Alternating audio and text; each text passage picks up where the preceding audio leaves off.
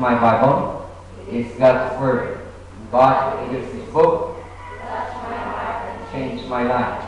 I will read this to be wise, hear this being preached, study, meditate, memorize, and apply its truth. For what is will be a blessing, and my God will be glorified. Genesis chapter 50. Ato na mahuman pinakaunang nga libro sa Biblia, ang Genesis, o galing sa daghan nga mga butang na gitudlok sa Ginoo nato, mga prinsipyo. Salamat ang Diyos nagapabilin o hatag nato mga espirituhanon nga panabot. Amen. Salamat sa iyahang kaluoy. At kung basahon ni tubag-tubag 26 verses naman siya. So Genesis chapter 50 verses 1 to 26. Tubag-tubag na pagbasa ang atong imuan. Kung may magbasa sa verse 1, kamu may magbasa sa verse 2, tamang ta sa verse 26. Kung ano mo sa inyong Bible, makasultik. Amen. I-share sa inyong Bible sa inyong tapat na bisita kung wala sa Biblia, ano niya sa mabasa. The Bible says in verse 1, and Joseph fell upon his father's face and wept upon him and kissed him.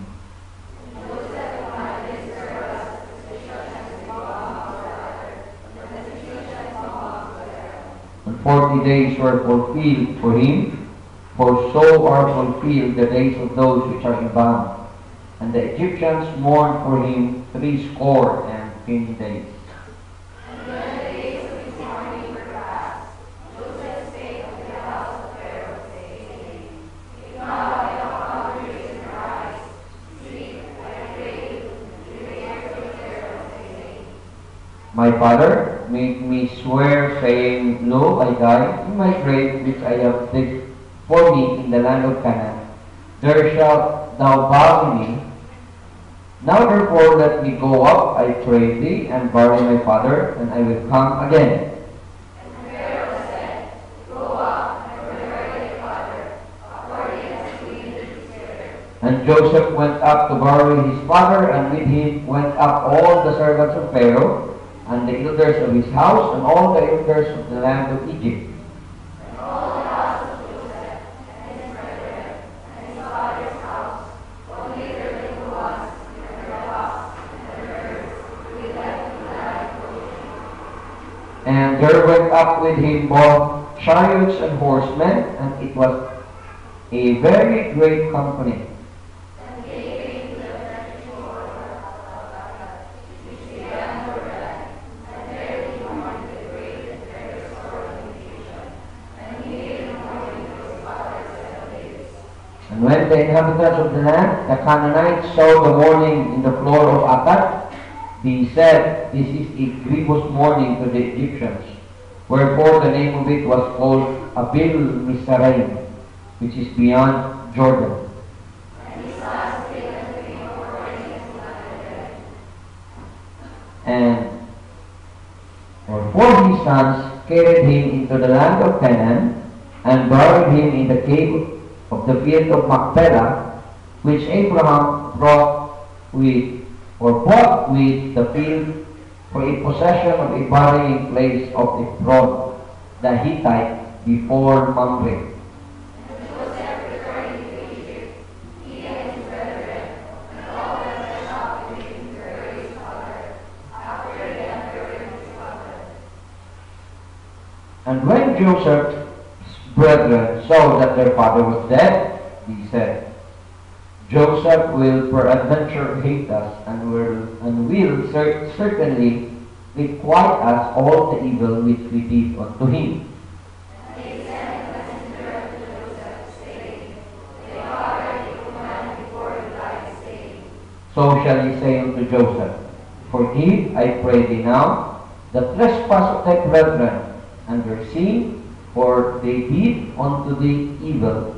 And now we pray thee, forgive the trespasses of the servants of the God of thy father. And Joseph wept when they spake unto him. And his brethren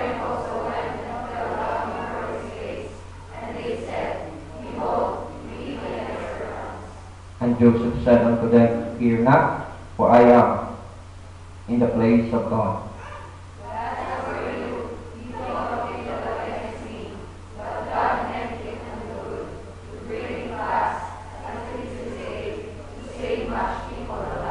Now therefore, fear ye not, I will nourish you and your little ones, and he comforted them, and spake kindly unto them.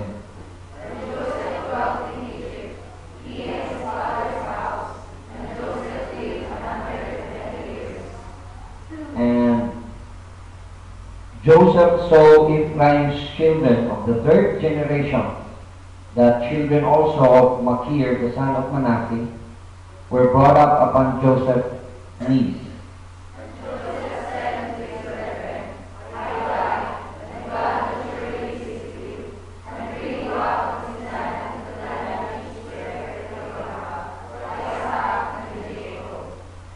And Joseph took an oath of the children of Israel, saying, God will surely visit you, and ye shall carry up my bones from thence.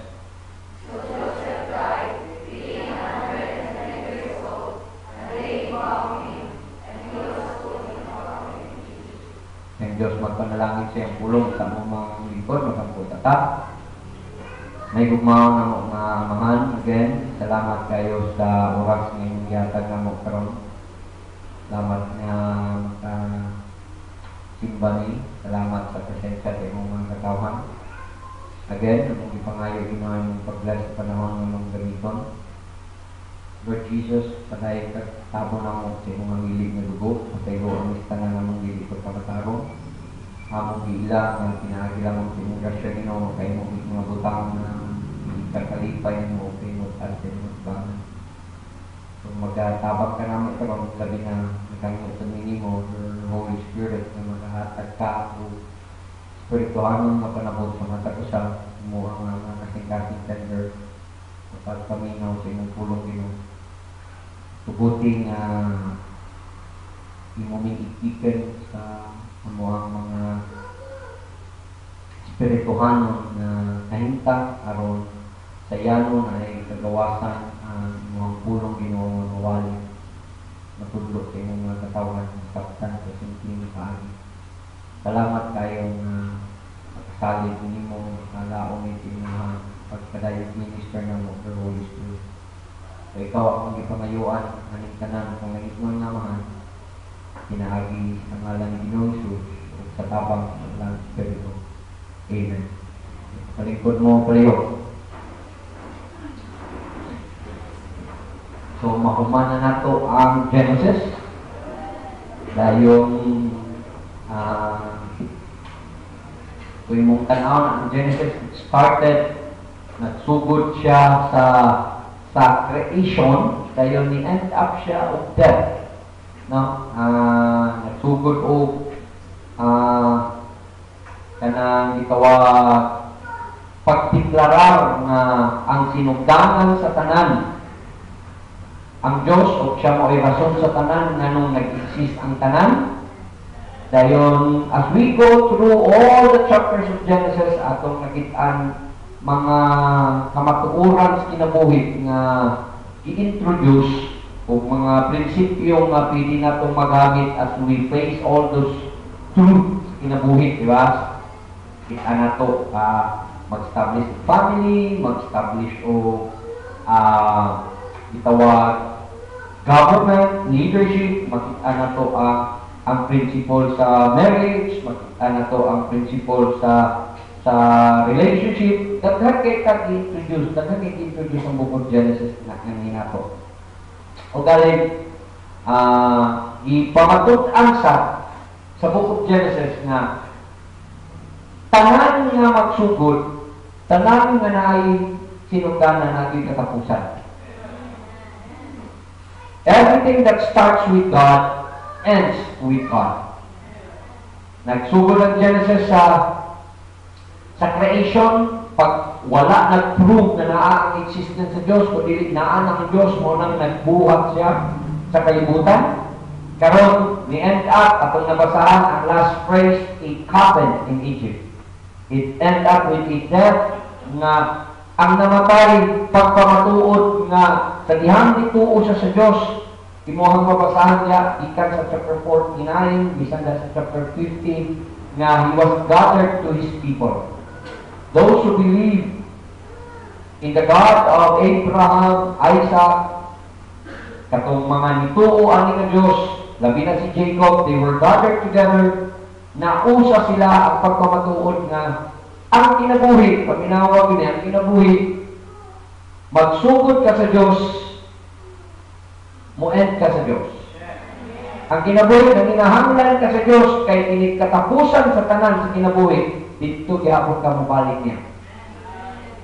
Kinahanglan masabtan din ang Kristohanon, masabtan sa kada tao. Nga kay, ang Diyos mo ay rason nga nung naata, kinahanglan di nato kalintan, nga mahimong dungganan sa iyang tubangan. Everyone should be honorable in the eyes of God. Kinahanglan imuhag ng timuhaon. I'm telling you, dito ka mo balik. Bisag unsa pa'y maabot nimo, bisag asa pa padulong, bisag unsa pa'y may tapos, kinabuhi dito ka mo balik. Now, kaning chapter 50, let's get some principle nga pwede na to magamit padayon na to sa tuwang pagkailaw, pagtugos Ginoo. As it starts with i-deklarar ang katapusan sa kinabuhi ni Jacob, dayon isultisan ang kamatayon, sinahitabo sa kamatayon ni Joseph. Pero naay statement diri nga gusto nako nga ato ang mo'y ato kuhaan mensahe, kuhaan ato prinsipyo sa ato ang pagpadayon sa pagpangalagad, pagsunod sa Diyos, pagkaila sa Diyos.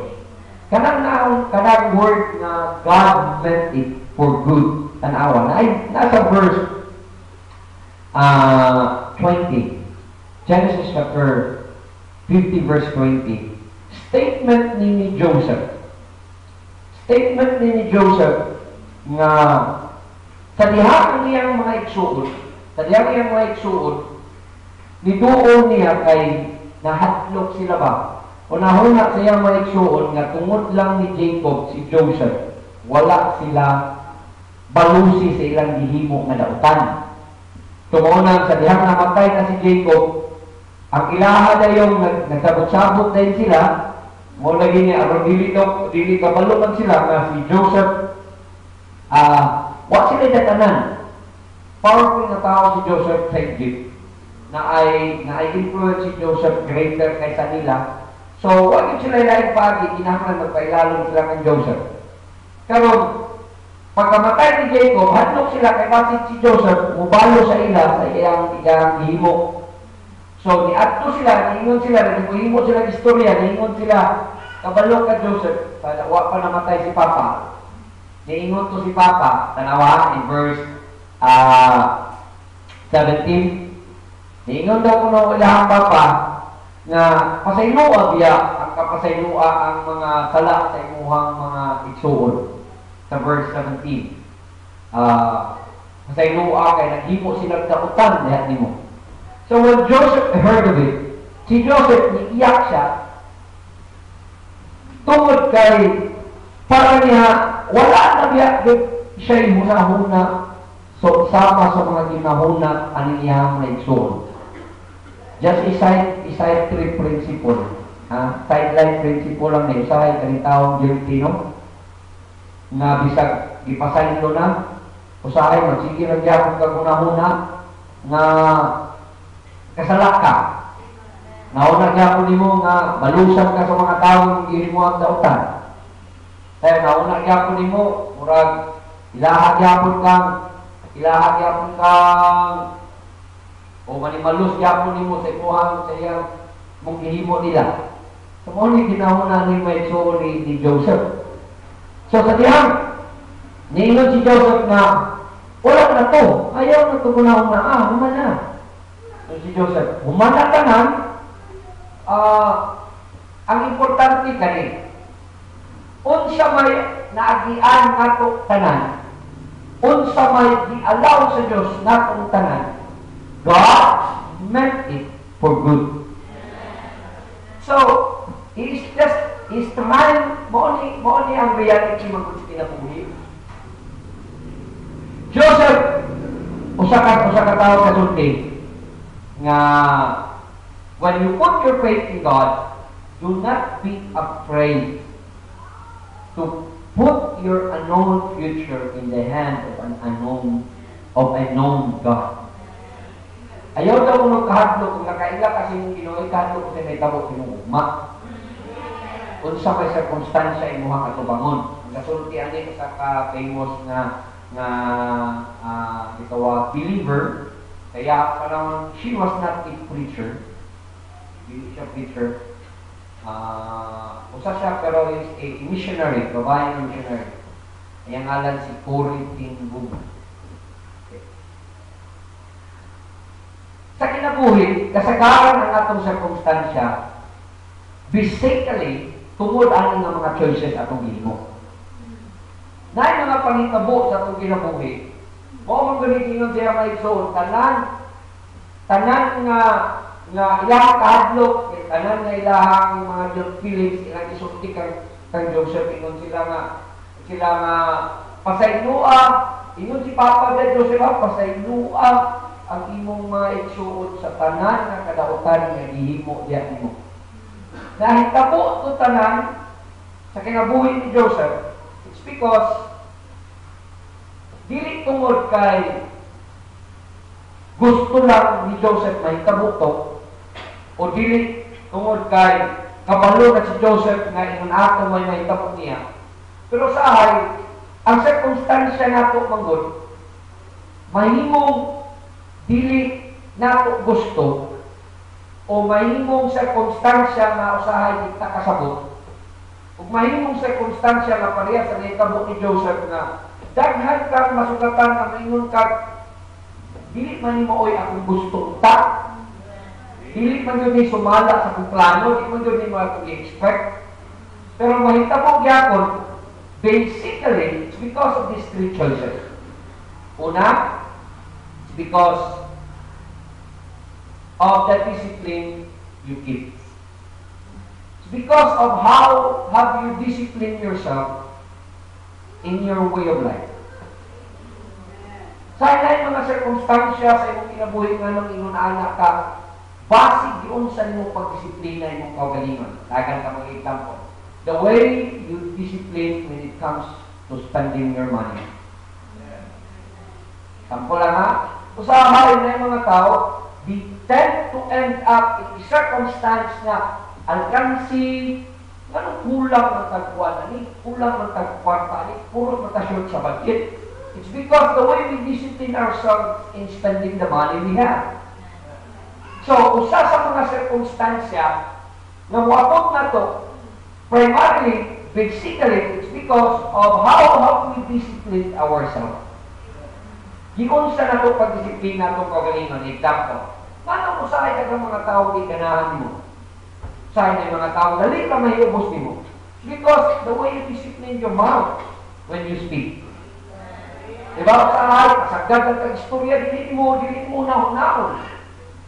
Muna gitawag nila nga, tactless ka kay kasangatanan, you speak before you think. So it's the kind of discipline you have, mo na kang circumstansya, di na lang mong ganahan ng tao, mag-ibuban mo. Pasakitan na lang ng tao, pag-istoryahan mo. Because the way you discipline yourself, pag-istorya sa tao.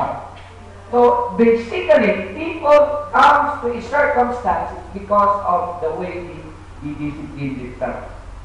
Okay? Number two, na yung mga tao, they come into a certain circumstance because of the people they choose to be with.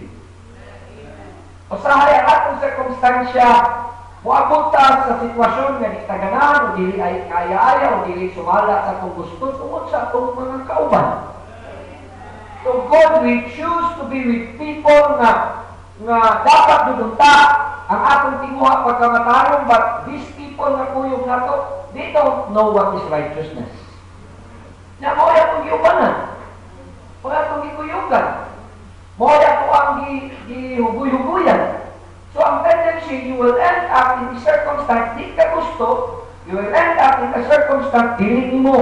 ma-pressure ka, you end up in a circumstance na di dapat lumunta. Di anak, it's because you're walking with people that you are not supposed to be with. Diba, di ka dapat makikuban nila. O bitaw nang niingod ang writer sa Psalm, ang bulahan ng tao, katong taong dili maglakaw sa dalan sa mga dautan, nor maglingkod sa likuranan sa mga mayubito, nor magatindog sa gianan sa mga makasasala. It means, you choose, kung gusto ka, circumstansya na mauyon mo niya sa imuha expectation, you try to discipline yourself and choose people whom you want to be with. Uban og mga tao nga, mukuyog kag mga tao, way ambisyon, way pananaw sa kinabuhi, ang standay-standby alam ko ka. May ka manong alaot, kung wala na ni mukuyog, purot na mga alaot ng mga tao, way pananaw. Pero, gusto kag naakay maabot, gusto kag naakay kanang gitawag sense of accomplishment, naakay mga successes, mabati ng mga successes in life, then you walk with people na naakoy mga direksyon, na mga goals kinabuhi. Ang na gustong maabot, uyong nila. Kaya bubangan ang mga white taro, gusto ka nga maminyo kag tarong, uyong ka itong mga tarong ng mga babae. Gusto ka makaminyo og tarong, uyong ka mga tarong ng mga lalaki. Diba? Iyon na, dili kay gusto kang maminyo og tarong, uyugan ka itong mga igat-igat. So, saan mo na nyo kami nyo kagtarong, ipinuaman ka paglalaki. That's the reality. Basically, I'm telling you, circumstances are a result of this. The kind of discipline, ikaduha, the people you choose to be with. Ikatulo, the laws that you choose to obey. Na ay mga principle in life na dapat mautay ng ikip. Now, the Bible is we call this the law of God, the Word of God. So the Bible is given para na kay klaro na direksyon, para na ay klaro nga pwede nimong himuon nga kanabang naay kalabutan, dili lamang ani kalibutan na bisan sa eternidad. Dayon naa kay mahimo nga kanang naagid ka puslanan ba. So when you choose to obey laws na outside the principle of the Bible, there's a tendency, para itanangin, kaya may example, na ay mga tao nga, yun sila, especially kami ng Chinese, New Year. Mga Chinese, yun sila, yun anyay, dapat mutuo ka feng shui. Kaya ang feng shui, yung nani, maghimo kay kagbalay, dapat ang puntahan at tubangyot sa sunrise, dito pagtalikod, para musulod ang Venus, dilik di malas. Kinahanglan, maghimo kag puntahan, dili mo at bangag bintana. Okay, at bangag mo bintana, musulod na daw kuno ang Venus magawa sa pagyapon sa pikas.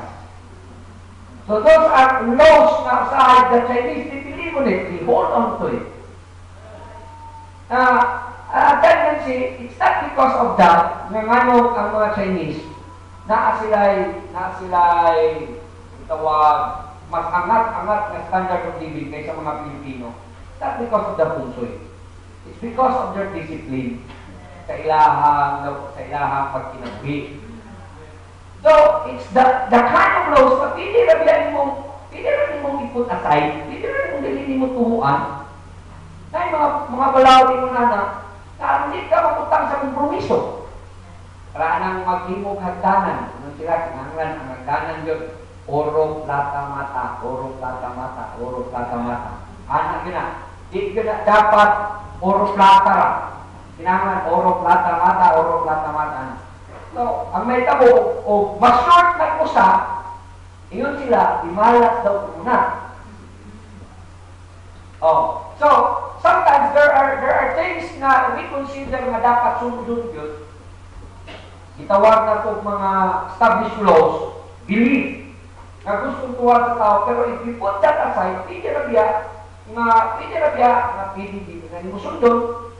Pero kung di mong sundon, sa inay mga circumstansya na may tabo ni mo, hindi na yan. Makompromiso ka. So the same as with the law of God. Ang Diyos naghatag yun natin. This is the general principle. The principle of labor. In all labor, there is profit. Ang tao, hindi pwedeng magparehas ka buwang tamad na makakaon kang bayabas. Kabalo mo si buwang tamad na matay. Kabalo ka sa'yo na matyan, nahulugag bayabas. Kay perting nga, perting paabot sa bayabas, nahulog ang bayabas siyang baba, na bulunan si buwang tamad na matay. Kaya nga sa katanaw sa ito sa bayabas, bunga sa bayabas, nahulog. There is that law of sowing and reaping. Di ba dahil mo nang mupugas? Law of labor, law of sowing and reaping, there is that what we call the law of time. Naamagi panahon para sa tanan.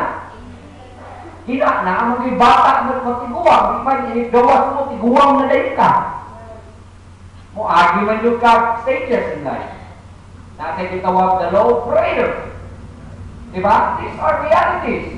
Establish sa Diyos. Law of gravity. Everything that goes up comes down. Huwag yun, isaka dito nga nahulog sa taas. Diba? Tanan nahulog, ikan yun sa taas. So it means, na mga butang, mabutang ka sa circumstansya na dili mo gusto because of the way you bend loads. Ay mga laws niya kung naibaluan niya mo yung isunod, mo nang naitabo, mabutang ka sa circumstansya na it might be on your favor or not on your favor. Karot, imanan nila. Kinahaman makasabot ka nga sa kinabuhi, ang tao na ipagtuo sa Diyos, there are no accidents, there are no coincidence, there are no mistakes. Always remember this, walay aksidentes kinabuhi. May salaan, aksidente lagi ito, pastor? No. Nasayok lang po, pastor, kay kung di lang, actually, walay sayok kinabuhi. And there is no coincidence na timingan lang, no. Ngayon, all of life is under the providence and the perfect working of the will of God. Maunang, para kay Joseph, ningon siya, kamo ko na unang dautan para nako, but God meant it for good.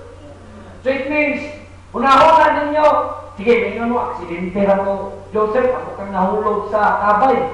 Pwede nila ningon, na timingan na to, patay na ang taka, magalit na niagi nga mga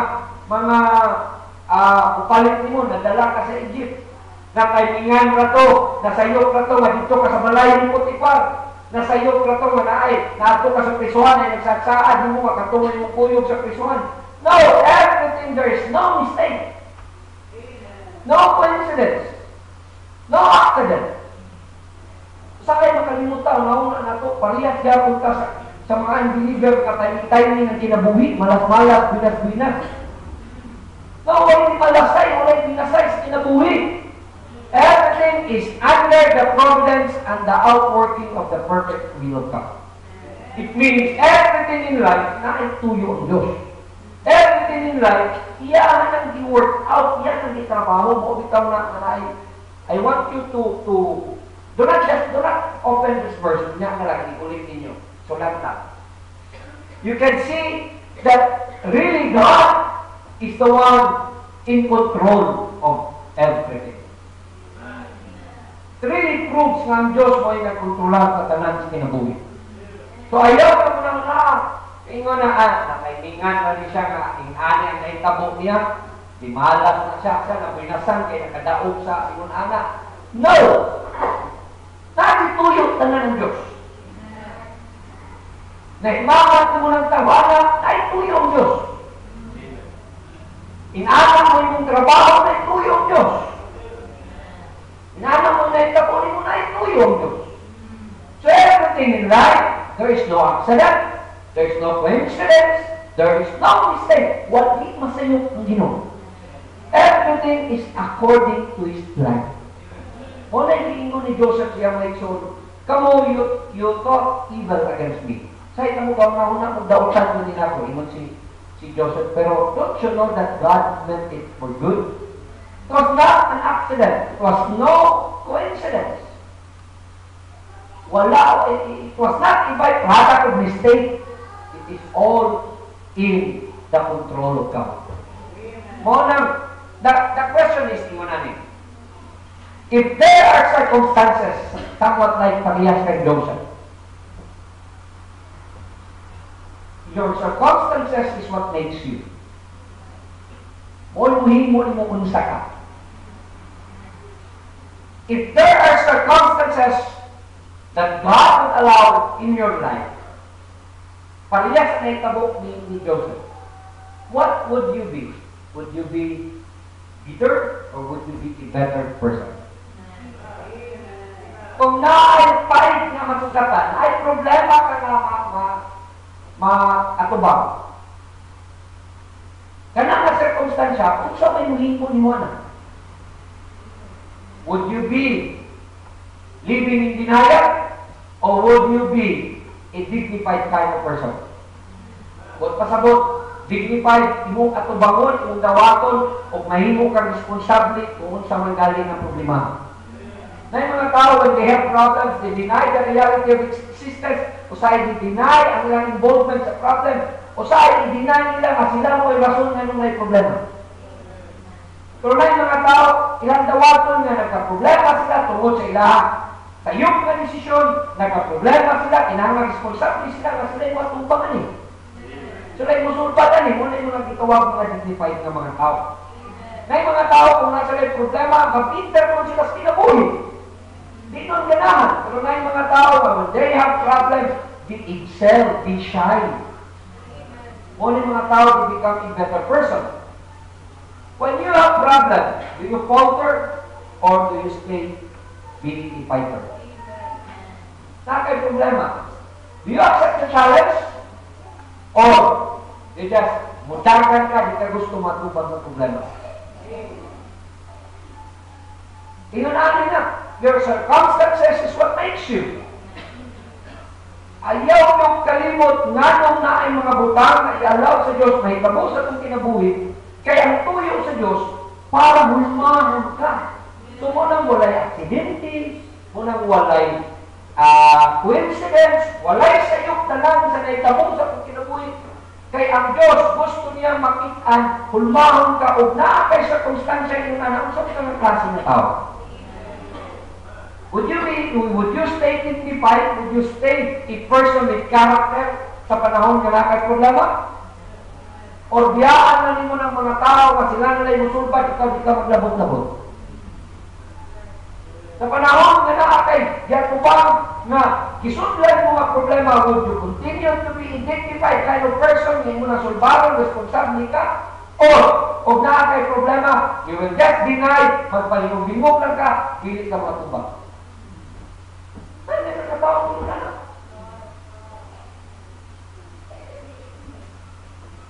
Would problem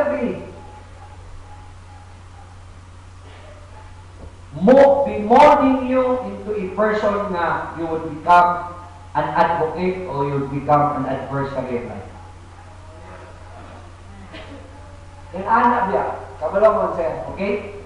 Na-advocate ka ng ka ng proba, mulaban, adversary against. Panalitag na yung mga circumstansya na dili kaganahan sa kinabuhi, butrahan ba yung kinabuhi o mayroon ka nindot mo o hindi kinabuhi?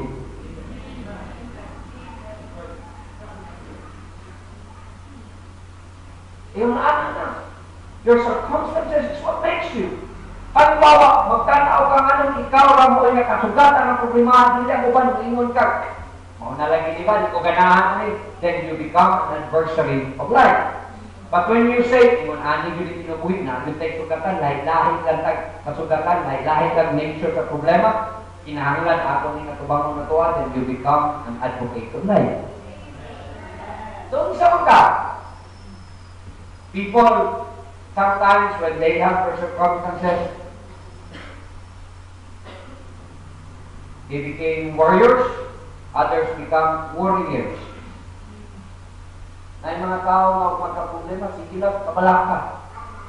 Sige lang, kaguol sa problema.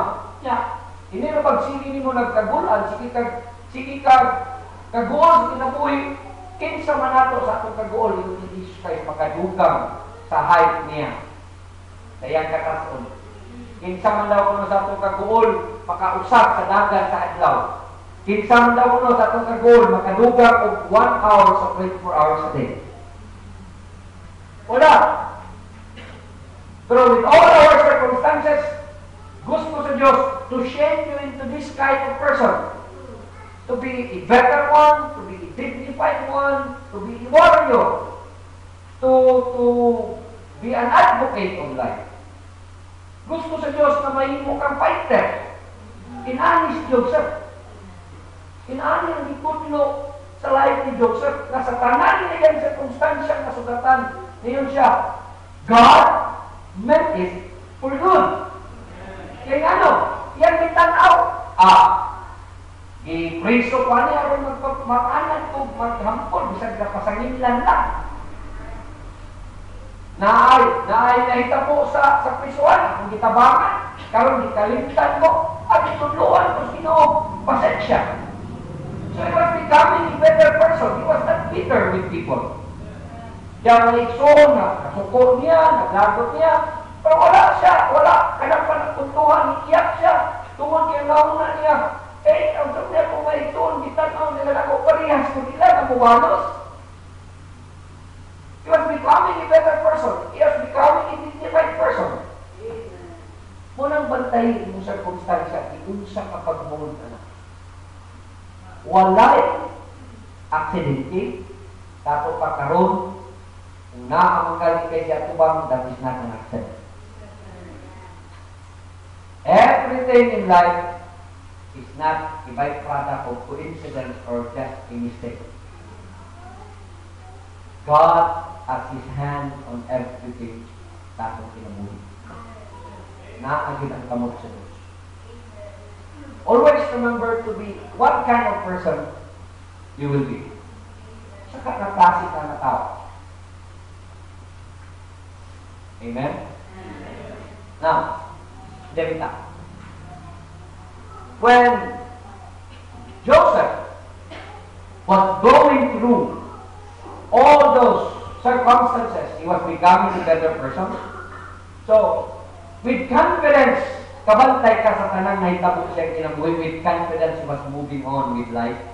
Tama nga aning kutuha, katika na ito sa last chapter 50, sa last, si Joseph, he dwelt in Egypt in verse 22, and he and his father's house, and Joseph lived 110 years, and Joseph saw Ephraim's children of the third generation. Kakita pa siya sa iyang apo sa tuhod.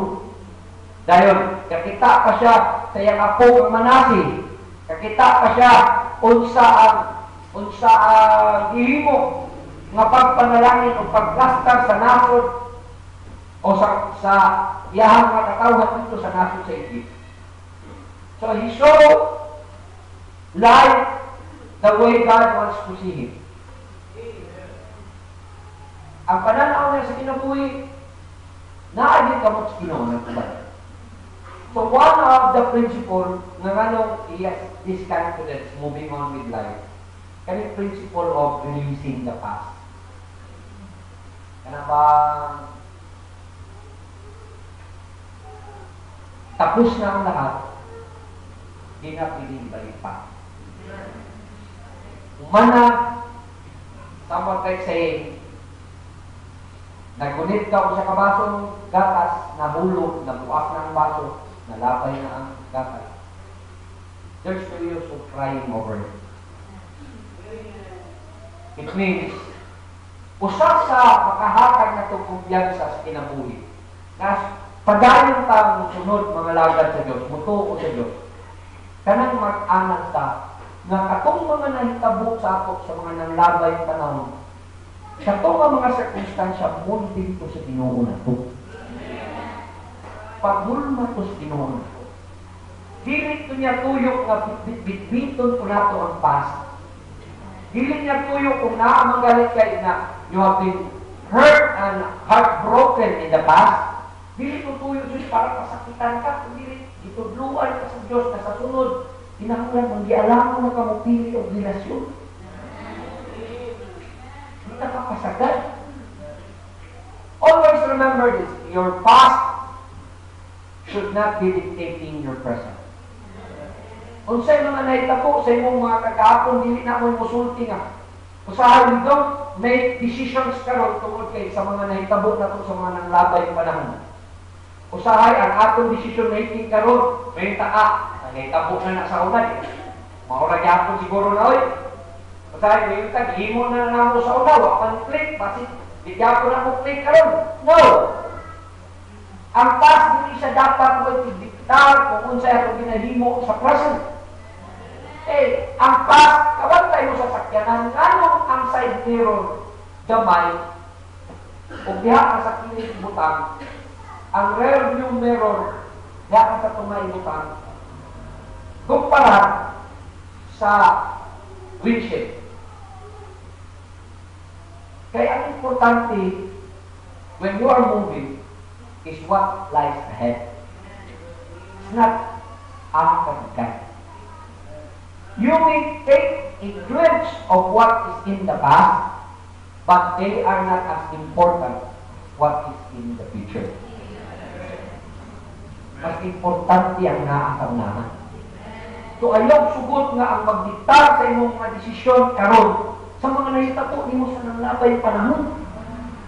Mo nang sinyosot na ingon siya nga, kamo nagunahon na ako daw tanako sa una, pero it was God was molding me para maingon-ani ka karon. So he was not bitter sa iyang mga igsuon. Limpay pagali siya, iyahang ginorish ang iyang whole family. Ang iyang mga desisyon, hindi tungod kay bitter sa mga tao. Ang iyang desisyon, tungod kay nakasabot siya, na ay mga butang na dialaw sa Ginoo sa inyong kinabuhi para ko himuong unsa ka karon. So ayaw sa itong himuang diktar unsa ka. And always remember this, your past does not describe your person. If you have failures in the past, doesn't mean you are a person of failure. If you, kung bugok ka sa unang panahon, wala na nagpasabot, bugok ka na tao karon. Kung wakang galit ka, nagtinarong sa unang panahon, wala na nagpasabot, di ka tarong na tao karon. Your past doesn't describe the kind of person you are. So ayaw ko yun na nga, mga nagtigilan pa ng araw ko na usahay, we don't have that confidence to stand up and serve God. Tayo ng the confidence o dalmon atong kaugalingon, i-present atong kaugalingon sa kalibutan, kaya tayo na una na ito. Pati may pauan na nila inani ko sa una, luuyan ako, siguro ni Manuo. Kinsa ka sa una, doesn't describe you. Unsay mga gihimo mo sa unang panahon, it doesn't describe you. Mauni kanindot sa nahimong anak sa Diyos. Muli kanindot sa naipagtuo sa Diyos. Gingon ang Ginoo, iyaha kang limpyuhan. In Isaiah chapter 1 verse 18, gingon ang Diyos, come, let us reason together, saith the Lord. Sa karon mag-mirasonay ka. Though your sin be like scarlet, they shall be white as snow. Though they be red like crimson, bisag unsa pa kapula ang imong sala, paputiun na sa Diyos. It means, whoever you are, what you are in the past, it doesn't describe you who you are today.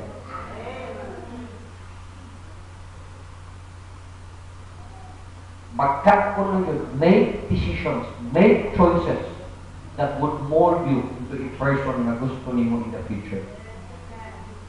Daghan mo gali ka failures, wala na nagpasabot si Mr. Failure ka. Kung daghan man galing mga panahon na nagsulod ka relasyon pero bilang kay ginuangan mo na nagpasabot na walyo. Karon na kay pagtuo sa Dios, musulod ka relasyon ginuangan ang gyapon ka. Doesn't describe you.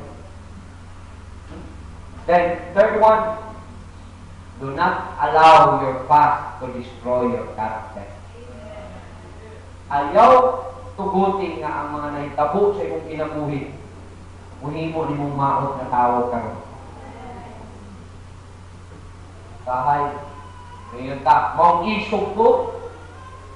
Ako, magtanaw ko sa liga, baganahan kong cartoons. Akong sa'yo, tanawang cartoons, Batman. Batman ba, Batman? Kailan Batman?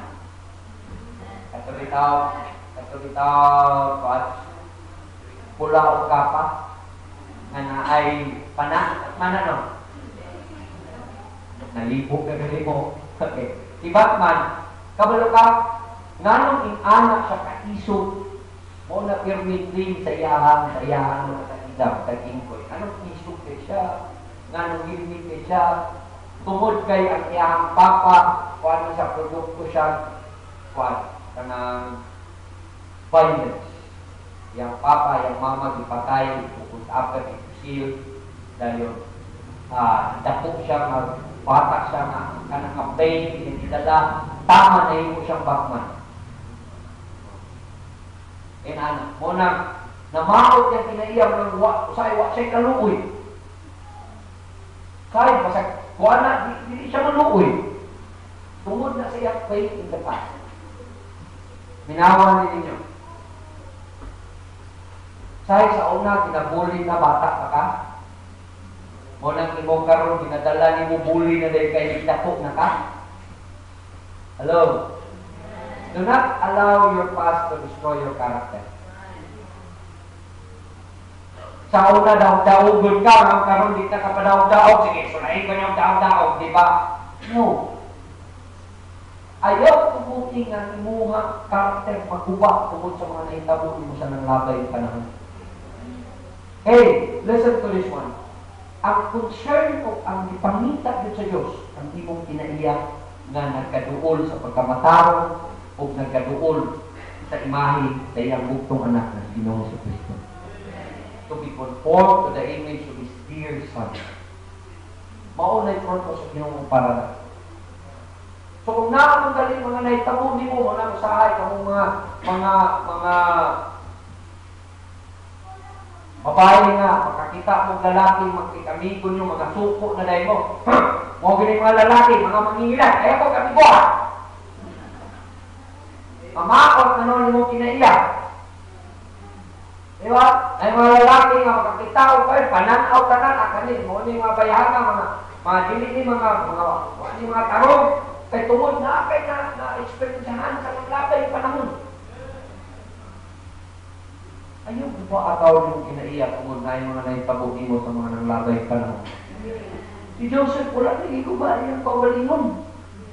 He did not allow the past to destroy his character. Ayaw ko ba ang imuha pagkatao tungkol sa mga naitabot sa nanglabay panahon? So, as we move forward with confidence, the first thing you have to follow the principle of releasing your past. Abalo ka, ang mga tao sige daladala bitaw silang kahapon. Munang mga tao na itawag mga burden bearer. They bear the burdens of the past nga maglisod na lang nung sila perform the best at present. Ngano? Sulayin daw kuno o lihok nga naghan kay kang mga gipag-alsa sa likod. Naapa kay freedom na mulihok. Di ba limitado kayo? Tungod sa kabugat sa imong dala, limitado ang imuhang dahil gusto imuhon di ka kahimo kay daghan kay kang gipangdala.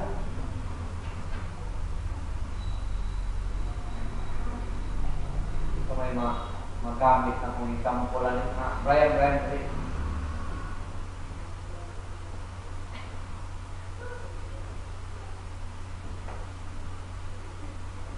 Christ. Ano mo bigat? Hindi mo nabot. Pagbisita. So, nasa po simbahan. Hindi. Okay. Sa imong kauban ng pagbisita. Bibig loloy. Dito na lang mo nagsimba. Kaya naabot mo, hapit na alas 8. Anyway, yun na niya.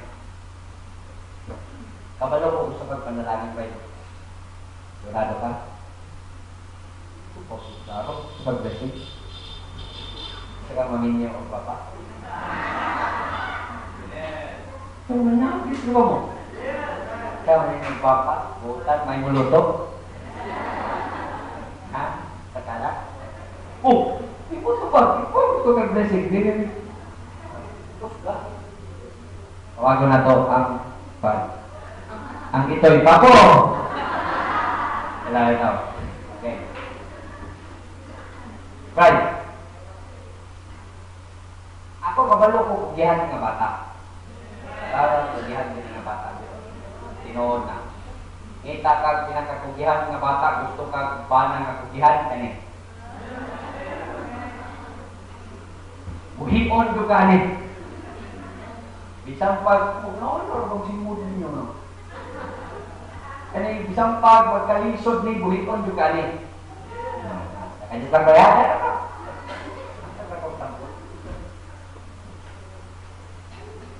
Hindi na ba?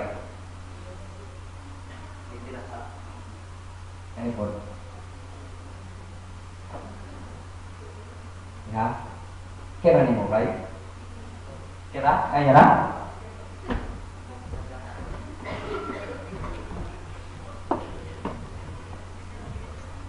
Ito ba? Kaya na? Kaya pa? Sigurado ka? Pesta? Ano lang?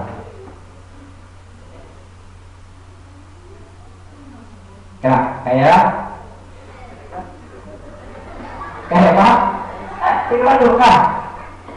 Kaya pa daw?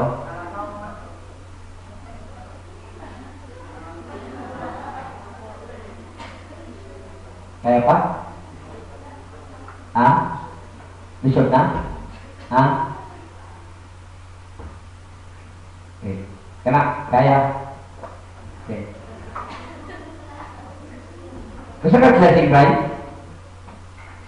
Gusto ka blessing? Sigurado ka? Gusto ka blessing? Halimbawa, tagaan kasi ng nanay ng pamo. Ang saon man wala na erong may muhan. Ha? Buyan mo? Ha? Saon mo? Saon lagi mo? Sa?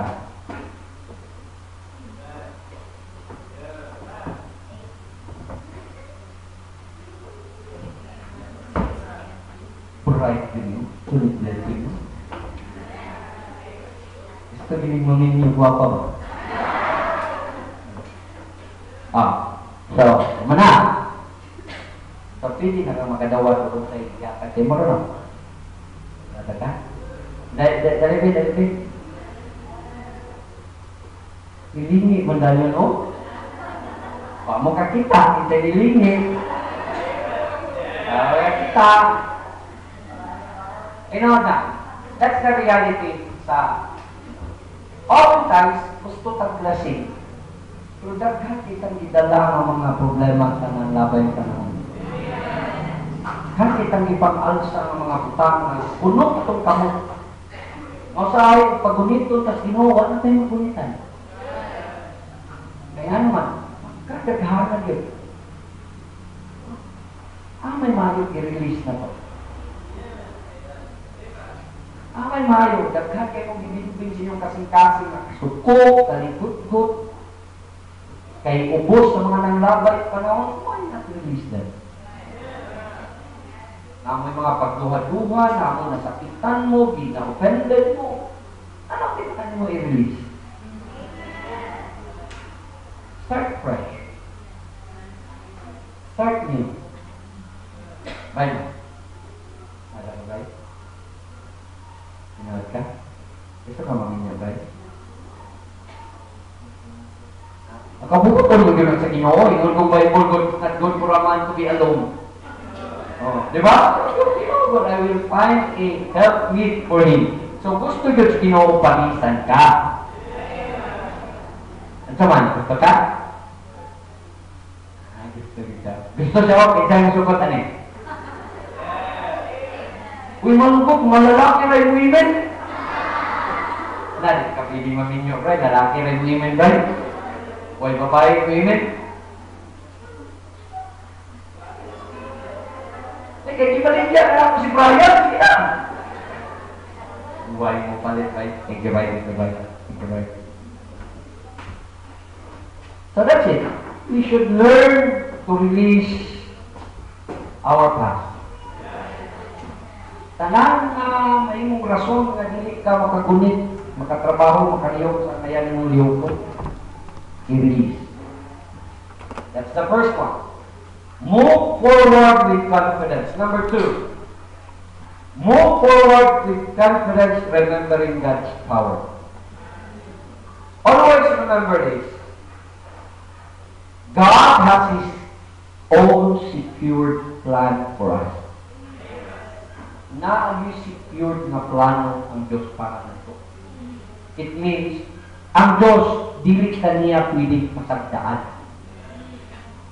Ang iyang tuyo, among all this creation, ihimo na niya with sama siyang panagway, sama siyang kapariyaan. O galing ang si David, ningon sa in Psalms chapter 8, now, when I consider the heavens, the work of thy fingers, the moon, the stars, which thou hast ordained, ingon na yun si David, what is man that thou art mindful of him? Kinsa naman itang tao ang Diyos naghuna-hunak na to? And what is the Son of Man that thou visitest him? Thou hast made him a little lower than the angels, and hast crowned him with glory and honor. Inana ang himo sa Ginoo na to. He crowned us with glory and honor.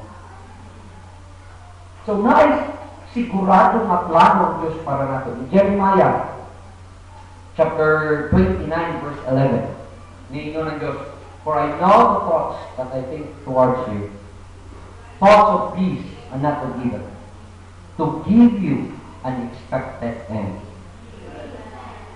Ang thoughts sa Ginoo na to, thoughts of peace, not of evil. So, munang tungod kay inanang nauna sa Diyos din. Always remember this. He is the one in control sa atong kinabuhi. And He is able. Kung nagunaw na ang Diyos o hindot na to, then He is able na ihimo o himo na para nato. God has a secure plan. In His power, God has His own specific purpose sa atong kinabuhi. So that is, in His own power, ang atong specific na purpose, iya din ang i-plaster o iya din i-plaster diha aron atong makumpisa. And thirdly, God has His own sufficient providence. Dili ta kulangon sa Diyos. So, kabantay ka sa naitabo ni Joseph. As everything na Joseph went through, what hindi mo nagiting na pasagdaan siya? What hindi mo nagiting na pasagdaan siya? Nga naman, sa ibon na sa gahong sa Diyos, sa ibon na sa Ginoo, piling mahimo sa Diyos tanan. Tanawa, mabalik ka in verse 20 and 21, statement ni Joseph. Sa Genesis chapter 50.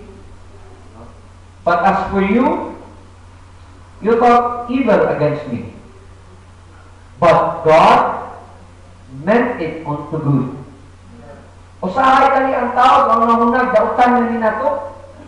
Pero kanang kadautan na yung ginahunag na ninato, God would turn, pili ng himuon sa Diyos para sa atong kaginansiyahan.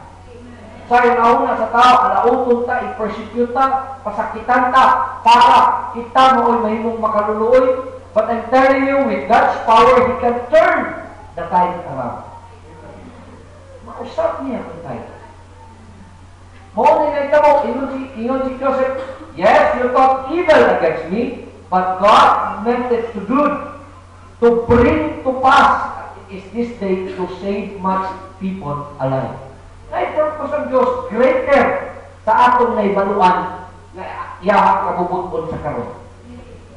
You exist for a greater purpose. Dili lang taman kanang kinabuhi alam. Dapat greater nga part ka sa greater na gustong mahitapot sa Diyos sa kalibutan. Dili lang para sa imong kaugalingong pamilya, sa imong kaugalingong palibot. Napay mas dako. Tumaon ni Joseph. If people were thinking of evil against him with God's power, hindi siya tanawa karon. Tungod sa tuyo sa Diyos. God is able to settle the nation of Israel dito sa Egypt. Atong panahonan, they were saved. Sa famine, they were saved. Sa pinakapait nga kahintang na mahimong makaluluoy ng mga tao. Nahimo silang espesyal na klase ng mga tao dito sa Egypt. Kapalo baka they were honored people. Dito sa Egypt, ginakahadlukan sila, ginahangad sila aning panahon ni Joseph. Imagine mo, unta ang mga shepherd, mga kuwan ng tanak, mga dulugtanan, abomination ng tanak sa mga Egyptian. Pero tanawa sa dihang galubong silang Jacob. Ang tanan ng uyo, tanawa, insay ng uyo. Sa dihang galubong silang in verse 7, Jacob. Awa sa respeto ang nahatag sa ilaha tungod sa gahom sa Diyos. Ha? And Joseph, in verse 7, went up to borrow his father, and with him went up all the servants of Pharaoh, the elders of his house, and all the elders of the land of Egypt. Di kuyong tanan, gikan sa vice president, ang Pharaoh ay wa. Presidente, senador, kongresista, tanan na naa sa Egypt, nanguyong tanan in respect sa father ni Joseph. Duhara ng kaadlaw ang diferensya sa kataas sa morning. Ang pero mag-born ang imong nasod 72. Si Jacob gi-born 70 days nga ga-Egypt. In anak kataas ang espiritu pili mahimog sa Diyos. Always remember, kung naamang galit na hitapok ni mo, niabot sa karon, God has been with you. His power is enough to sustain you. Karon nga nung di man kanya i-sustain sa unahan. Di man kanya paabot sa unahan. So move forward with confidence, remembering God's power. Releasing your past, remembering God's power, then lastly, you rest on God's promise. You rest on God's promise.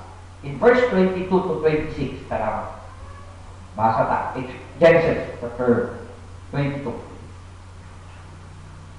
God promised to bless Joseph, he blessed with Joseph. Pero in verse 24, tara, and Joseph said unto his brethren, siya ay daw, mamatay naman ko. Patanawa, kung sa statement niya, God will surely visit you. God will surely visit you. In verse 25. And Joseph took an oath of the children of Israel, saying, God will surely what? Visit you. Tanawa ng statement of faith. Believing in the promise of God. Ingon si Joseph, sigurado God will visit us. Paminawa yun. This is the principle. Nagtinarong ka, upsulot sa Diyos, nagtinarong ka sa atubangan sa Diyos, bahala kung sa isulti sa mga tao. Surely, the time will come and God will visit you. He will bless you. He will touch your life with His anointing. He will empower your life. Nagtinarong ka, nagbinuutan ka, na malagad ka sa Diyos, gisunod mong tanang prinsipyo, gipaningkamutan mo, by His grace, na ang imong nasabtan na prinsipyo sa Biblia, imong gisunod. surely God will visit you. God will visit you. Abot na yung panahon ka. Kadugay pa. Di ko gustong magdugay. Surely, God will visit you. Muabot ka lagi ng panahon, bisitahan ka sa Diyos. Gunitan sa Diyos kung kinabuhi ka mong mga young people na nagtinarong ka rin magbuwat rin mo kabubot o sino. Surely, God will visit you. You rest in the promise of God. Nakakay tinuong di mamaka. Kamu mga naguwat o panalangin na bisag tanaw ninyo, you make sacrifices, tanaw ninyo, murag wala pa, surely God will visit you. That is statement of faith. Muna yung kalipay sa Diyos. Tuhuin na gunitan sa Diyos ang imong kinabuhi. Unsa man nakamaot, unsa man nakapait, surely time will come, God will visit you. He will comfort you. He will uphold you. Gunitan ka sa Diyos. Unsa man ka makaluloy, yagaan ka sa mga tao, moabot ang panahon na sa imong pamilya, surely, with time comes na gunitan ka sa Diyos, you will be exalted.